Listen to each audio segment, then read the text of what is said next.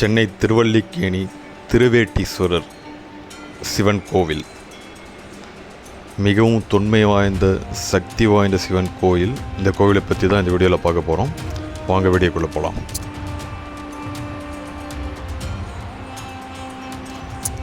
இந்த கோவிலின் மூலவர் திருவேட்டீஸ்வரர், உற்சவர் சோமாஸ்கந்தர், அம்மன் செண்பகாம்பிகை.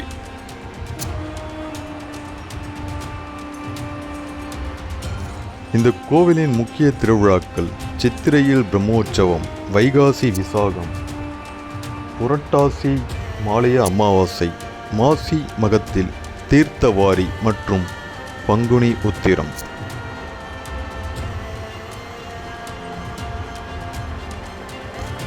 இக்கோவிலின் தலச்சிறப்பு ராகு கேது பரிகாரத்தலம். சிவன், அம்பாள், சண்முகர் என மூவருக்கும் 3 கொடிமரத்துடன் அமைந்த தலம் இது. மகாலட்சுமி திருமாலை மணந்து கொள்வதற்காக இங்கு சிவனை வணங்கியதாக ஐதீகம்.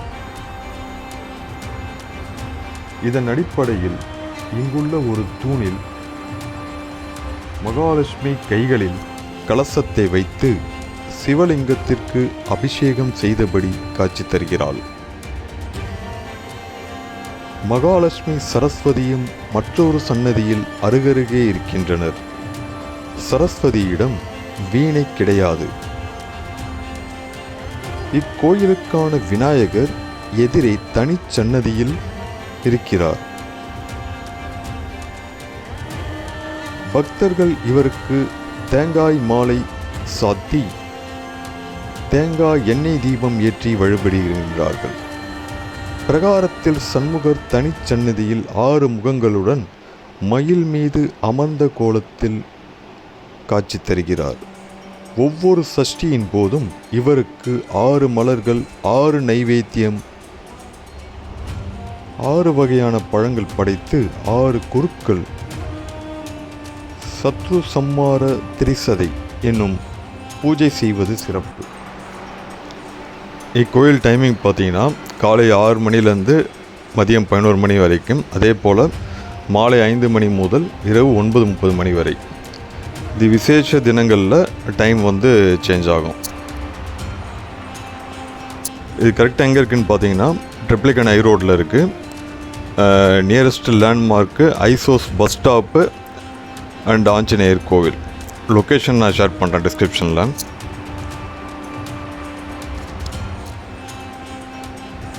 அறியாமல் செய்த தவறுக்கு வருந்துபவர்கள், நாகதோஷம் உள்ளவர்கள் இங்கு வேண்டிக் கொள்கிறார்கள். இங்கு பிரார்த்தனை செய்து கொண்டால் வேண்டுதல் விரைவில் நடைபெறுவதாக பக்தர்கள் சொல்கின்றனர்.